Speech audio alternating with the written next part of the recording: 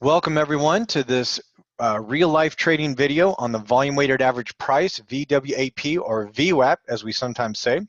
My name is Brad Reed, and first I'd like to say thank you for watching this video, and I'd like to encourage you to be good, and by good I mean get out of debt, achieve your financial dreams, and give generously to your community.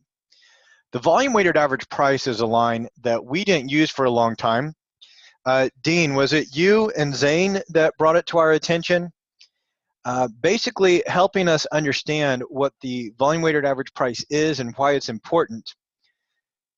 We use it as a support and a resistance line. The volume-weighted average price is this. I got it drawn as a pink line. Maybe I can make it thicker.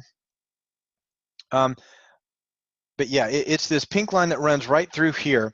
Now, volume-weighted average price is exactly what it means, which is really easy to understand if you're a statistician. Actually, no, it's pretty complex even if you are a statistician. But it is the average of the prices of the close of each of these candles that is weighted by the relative volume of each candle. So you see a few of these candles have really big volume. The closing price of those candles are much more heavily counted in the average calculation. So for instance, if this candle right here, that was 87,000 shares, and if I look on the daily, I can see the total of today is 692,000. So what is 89,000 divided by 692,000? About 13%. So if it is 13%, then the closing price of this candle gets 13% of the weight of the total average. So it's a rolling average. Every time there's a new closing price and a new volume, it gets put in.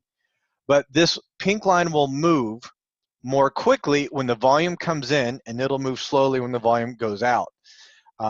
That's kind of a very quick summarize of how it is calculated. If you want to look more as to how it's calculated, I'd suggest going over to investopedia.com, a great resource, and typing in volume-weighted average price. But how we use it is as either a support or a resistance line. Now this is BGS, and I guess I should say that today is March 7th, 2018. We wanted to take this trade short, but BGS is not a shortable stock, at least according to my broker and a couple of other brokers. And we see that right now, or at least earlier today, this pink line, the volume-weighted average price, was acting as a resistance. And it worked well, and it pushed the stock down. Now, I'm not going to come in, even if I could, and short the stock here, because the volume-weighted average price is way up there and would not be acting as resistance. Let me just go ahead and draw that a little bit better for the video. If I wanted to consider a trade like this, I'm going to want the volume-weighted average price in my favor to help push that thing down. Yeah, and it's not in my favor. So that's why I'm going to wait on that trade. It's also not shortable. I got a couple of other stocks that we can look at. Here is Dollar General.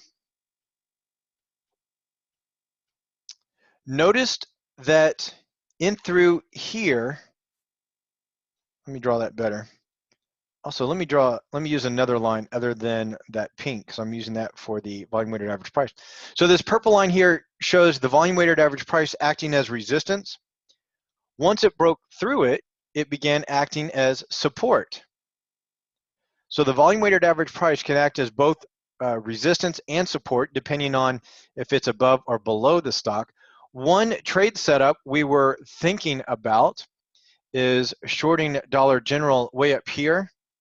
I trade something like that, but I chose not to do this trade because that volume-weighted average price is there, and I'm worried it's going to act as support. I'm worried the stock may come down here and then bounce off of that, and then that limits the potential profit of my trade. I got a trader now that says that BGS is now shortable in a couple of brokers. Thank you, brokers, for making it shortable now and not back up here when we had drawn the trade. All right, that's all right. There'll be other trades this month. Here is Ross Stores, which had a terrific gap and go. Once you can see at the beginning of the day, it was acting as super strong resistance, and Ross actually got wrecked very, very far down to a strong support. And then it crossed above it, and now the volume weighted average price is acting as a support. Come on, marker.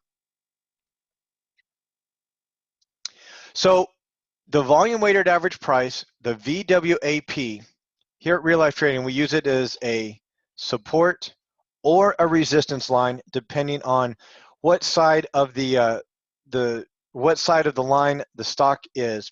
But it's the volume weighted average price.